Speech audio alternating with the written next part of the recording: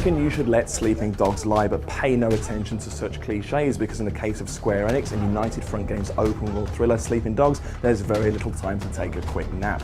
Years in the making and featuring non-stop action inspired by the cream of Asian cinema, Sleeping Dogs puts you in the role of Wei Shen, an undercover cop who has the unenviable task of taking down the Hong Kong triads from the inside.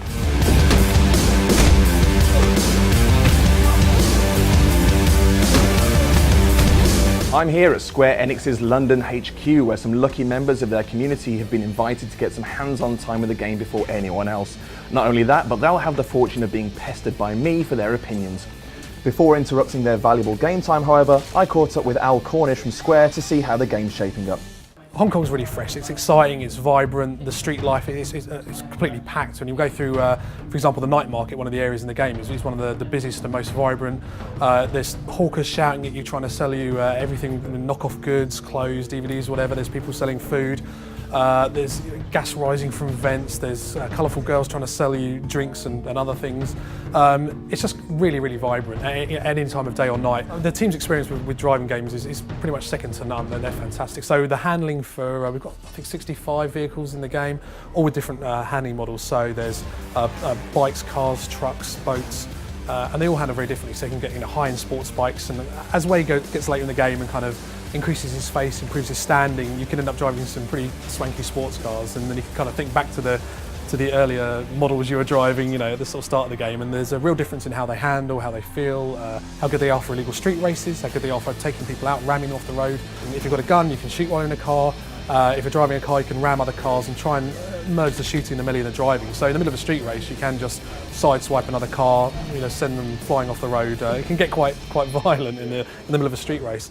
There's a lot of the improvisation that you see in some of the old kind of Jackie Chan classics, where we use anything in the environment, and Tony Jaa does it as well. You mentioned him previously, and not just in terms of how you can kind of get away from opponents or outmaneuver them, but also just how you can hurt people. So Wei's very capable in and of himself. He can break limbs, kick people on the ground, tackle them, kind of do almost MMA style spear tackles and break their jaws. But he can also use the environment. He can throw people's heads into fans, use table saws, burn people's faces on stoves, use almost anything. And as well as objects that we've kind of specifically tagged up with special kind of kill animations around them, you can also sprint and just throw enemies at any time under ragdoll, and you can smash them into the corners of walls, throw them into oncoming traffic, pitch them over the edges of railings to fall to their deaths. There's so many different ways of expressing yourself in combat. So one of the things we tried to do is keep everything flowing together, so you never have to kind of go into a shooting mode or a melee mode, by sort of swapping out special equipment or pressing a sort of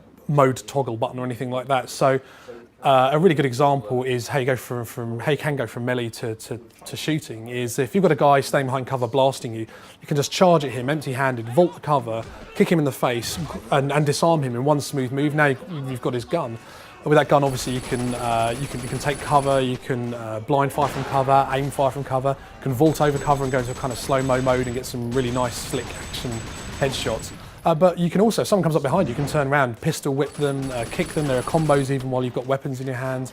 So there's no break in the flow. It all flows together. Again, if you've run out of ammunition for that gun, toss it and vault over the next piece of cover. Smash the guy in the face with the empty rifle. Pick something else up. So community days like this are great to experience. Real people playing the game, see how they got on with it, what they love. See what really tickles them. Is it the story? Is it the combat? Is it the which aspect of it? The free running. We've had kind of focus tests, hands-on throughout development, just to try and hone the mechanics, get them as tight as they can be, as fun as they can be. So this kind of caps it all off. To see at this stage, putting the kind of consumer demo in people's hands and seeing how they respond. So yeah, it's a great kind of end to the project, almost end. I think the thing that might make it stick out the most to me is the story. I think it's very rare that there's been a lot of attempts to kind of do the true crime story, but I think they might have kind of the winning formula. I really like the combat system. It's not like a traditional shooter as you'd expect from an open world game. They kind of tend to be together, but it's a free flow system similar to the Batman series.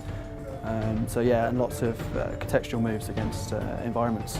It offers a lot of different kinds of combat and driving and things, and it's got a really great world that it builds up. It's really colourful, which is cool, and it's just, yeah, it's got a real edge to it, which is really impressive, and that's what you want from the game. I think most of the combat seems to have stuck out the most.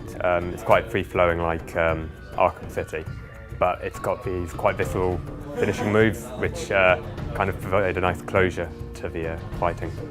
I'd like to have been a chance to have played with the driving and maybe the shooting mechanic, get a better idea of overall, but so far, looking good. I try to go to as many of these sort of events as possible, which is why I'm always paying attention to like all the publishers' Facebook feeds. Yeah, no, it's a great opportunity to like get the game, like get your hands on the game a bit early and sort of talk to the developers and kind of get a feeling that like you're seeing some of the magic happen at the time, like things that are still a bit of a state of flux. And yeah, it's just really nice to go to an event where you know you can talk to someone and have a really interesting conversation about the game you just played.